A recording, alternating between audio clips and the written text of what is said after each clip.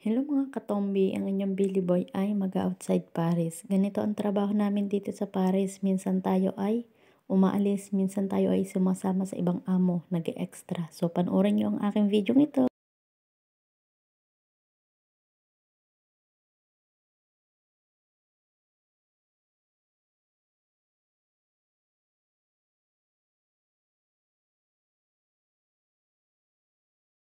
So ayan na nga, ako po ay sasakay na ng tren guys. So mga katombi, alam nyo ba, pagod na pagod ako kasi nga ako ay naghintay pa. Grabe talaga.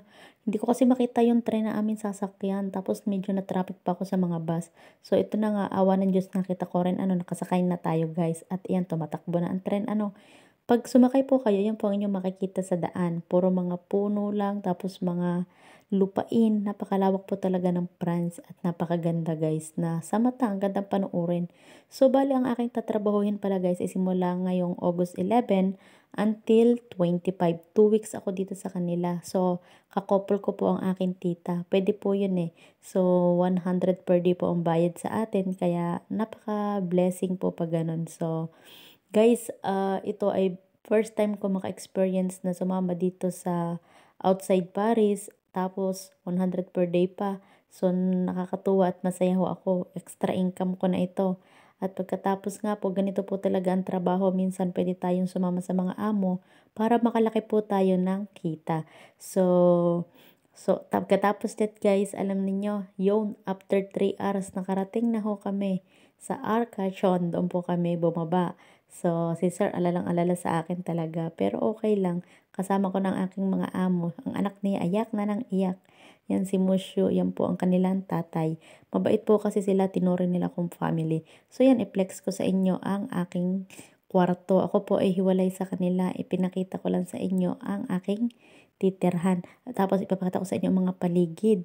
Grabe guys, sobrang ganda talaga dito. Kasi nga may dagat, tapos nakaka-relax. Ang dami pa talagang puno.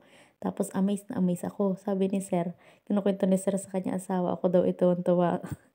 Ako yung masaya. Tapos ari guys, pakita ko na sa inyo ang aking kwarto. Ako ho ay hiwalay sa kanila ha. Tingnan niyo, hiwalay ang mga nani. Ang tita ko isa Monday pa darating. So, iyan guys, ang aming magandang kwarto. Tig-isa kami ng aking tita. Yan ang aking mga gamit. Tapos, ayan, tingnan nyo, feeling ko nasa hotel ako. May mga pa-shampoo pa, conditioner, lotion, tubig. Kompleto guys. Tingnan nyo, may panghilod pa. At pagkatapos ng ilang minuto, ayan, inayusan ko. Ako ang gumawa niyan guys. Tapos after nun ay nagyaya si Sir na kami daw ay magpunta sa dagat. Ayan, sumama ho ako. Tingnan yun ho sina Sir at ang kanyang anak. Tapos inaalok niya ako maligo. Alam niyo guys, mga makalipas ang ilang minuto ay ako'y pumunta ho ng dagat. Di ko na video kasi ho, mababasa ang aking cellphone. Alam niyo, nakaka-relax ho talaga dito at siguro araw-araw ho ako liligo. Ang ganda talaga sa mata. Ayan.